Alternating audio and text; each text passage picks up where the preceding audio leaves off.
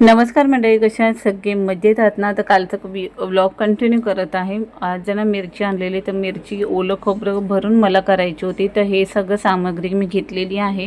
हे सगळं एकत्र करणार. ओलं खोबरं, बेसन, मीठ वगैरे. बेसन ह्यासाठी की मिरचीमधून खोबरं बाहेर नको यायला म्हणून. आणि रात्रीच्या जेवणामध्ये भरपूर काही बेत होता. मिरची होती, चपाती होती, मटार आणि काजू करायची भाजी होती आणि वरण भात होतं, कारण गुरुवार होता त्यामुळे माझा उपवास असतो. हा आईकडून आलेली भाजी आणि भात, डाळ.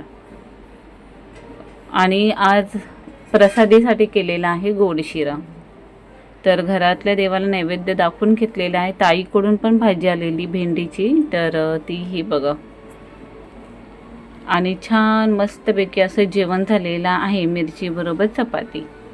तर दुसऱ्या दिवशी सकाळी मी निघाली अन्वीला घेऊन फोटो काढण्यासाठी, कारण त्यांचे कॅलेंडर आहेत ना, त्याच्यामध्ये फोटो काढावे लागतात जे बाहेरून काढायचे असतात.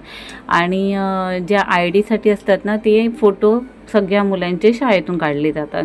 तर आज सुट्टी आहे, मोहरम आहे, त्याच्यामुळे मी म्हटलं चला अन्वीचे आज फोटो काढून घेऊया. फोटो काढायला निघाली तेव्हाच मी म्हटलं चल भाऊजींना बघून घेऊ, कारण काल ना थोडंसं अर्णवला बरं नव्हतं, त्याच्यामुळे मी हॉस्पिटलला गेली नव्हती. आणि एक दिवस पाऊस पडला आणि नेमका 2 दिवस ऊन आहे, याच्यामुळे आजार पण पसरायला लागलेले आहेत. अन्वीला काय फोटो काढायला सांगायची गरज नाही, पोज द्यायला लागली ती. पण हे फोटो काढताना सरळ उभं राहायचं असतं, तर ही ना सारखी मान अशी तिरकी करायची. आणि जसं तिला वाटलं ॲक्टिंग करते की काय ते. तर इथे रॅपिड रिलीफ सेन्सोडाईन ट्यूब घेतली मी माझ्यासाठी, आणि मॅक्स, अर्णव आणि अमोलसाठी वगैरे घेतलेली आहे. आणि हे एअर पॉकेट घेतलेलं आहे. हे ना घरात लावलं की खूप छान वास येतो. आणि सेन्सोडाईनने ना माझी दाढ दुखायची ना, ती दुखायची बंद झाली, त्याच्यामुळे ते मी कंटिन्यू चालू ठेवले. वटपौर्णिमा येत आहे, त्याच्यामुळे सामान तर घ्यायला सुरुवात केलेली मी. पण फणस आलेला आहे. फणस कधी मी अमोल जेव्हा घरात असतील ना, मी तेव्हाच घेणार आहे.